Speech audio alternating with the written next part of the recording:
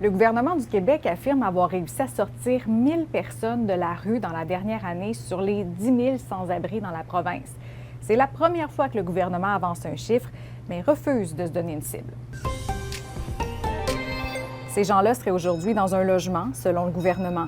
Le ministre responsable des services sociaux, Lionel Carman, précise que le chiffre a été établi grâce à des données qui proviennent de plusieurs programmes, mais il n'a pas voulu fournir plus de détails. Le maire de Québec, Bruno Marchand, a dit n'avoir jamais entendu parler de ce chiffre-là et aimerait savoir d'où il vient.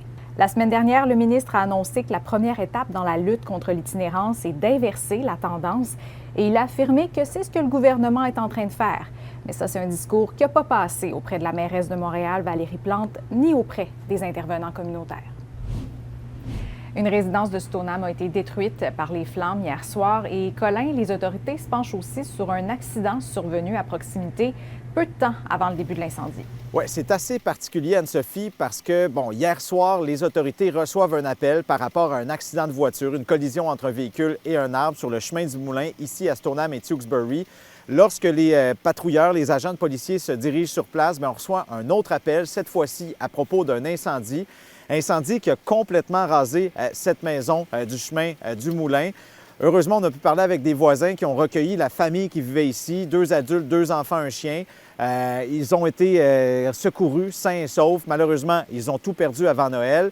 Ce qui est particulier toutefois, c'est que c'est un incendie d'origine suspecte. Et peut-être qu'il y avait d'autres gens qui se trouvaient dans la maison au moment de l'incendie. Ça, c'est encore à déterminer. Mais c'est pourquoi aujourd'hui, l'enquête se poursuit. Donc, il y a des enquêteurs qui seront sur place toute la journée. Et vraiment, ce qu'on veut comprendre, c'est qu'est-ce qui a déclenché cet incendie-là, comment ça s'est fait. Et comme je vous le disais, est-ce que ça a fait des victimes également? Ça, c'est encore à déterminer. Des poupées Barbie intègrent aujourd'hui les collections nationales du Musée de la civilisation et ça pourrait mener éventuellement à une exposition dans les années à venir. Tout ça, c'est grâce à la collectionneuse Sylvie Lompré qui possède plus de 800 poupées Barbie. À l'été 2023, en pleine fièvre du film Barbie, le Musée de la civilisation a montré de l'intérêt pour acquérir une partie de la collection de Sylvie Lompré qui a rassemblé des poupées pendant 60 ans.